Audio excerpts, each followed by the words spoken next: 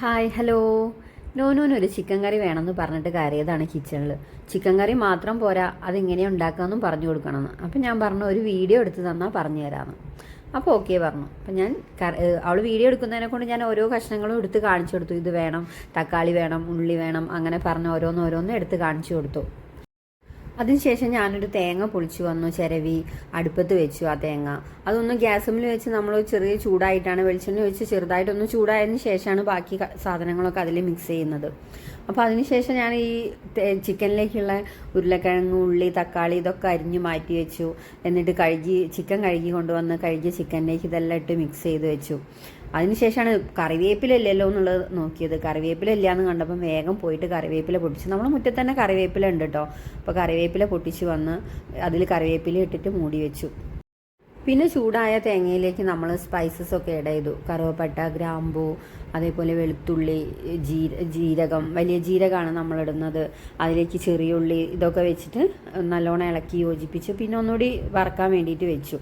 അപ്പോഴത്തേക്ക് chicken mix ചെയ്ത് വെച്ച ചിക്കനിൽ പൊടികളെല്ലാം ഇട്ടു. മുളക് പൊടി, മഞ്ഞൾപ്പൊടി, ഉപ്പ്, കുറച്ച് മല്ലിപ്പൊടി കുറച്ചേ ഇടുള്ളൂ കേട്ടോ, കുറച്ച് മല്ലിപ്പൊടി ഇതെല്ലാം ഇട്ട് മിക്സ് ചെയ്തിട്ട് നമ്മൾ കുറച്ച് വെള്ളമാക്കിയിട്ടാണ് ഗ്യാസിൽ ചെറിയ ചൂടിൽ വെച്ചിട്ടാണ് ഇത് വേവിച്ചെടുക്കുന്നത്.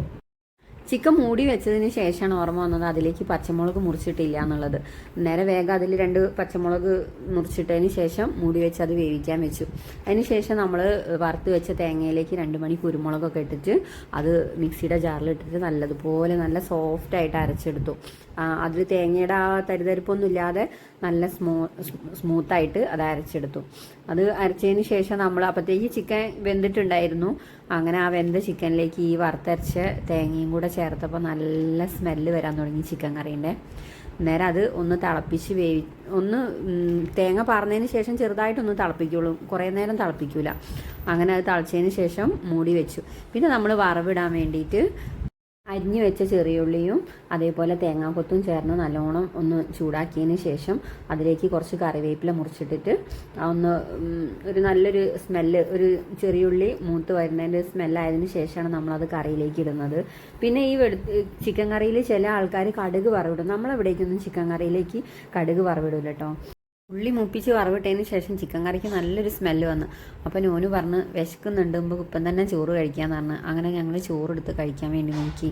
ചോറ് ഞാൻ വിളമ്പി കൊടുത്ത് ഞാനും കഴിച്ച് സൂപ്പർ ടേസ്റ്റാണെന്ന് പറഞ്ഞ് ഞാൻ ഉണ്ടാക്കിയതിനെ കൊണ്ട് പറയില്ല, നല്ല ടേസ്റ്റ് ഉണ്ടായിരുന്നു തേങ്ങ വറുത്തരച്ച ചിക്കൻ കറി.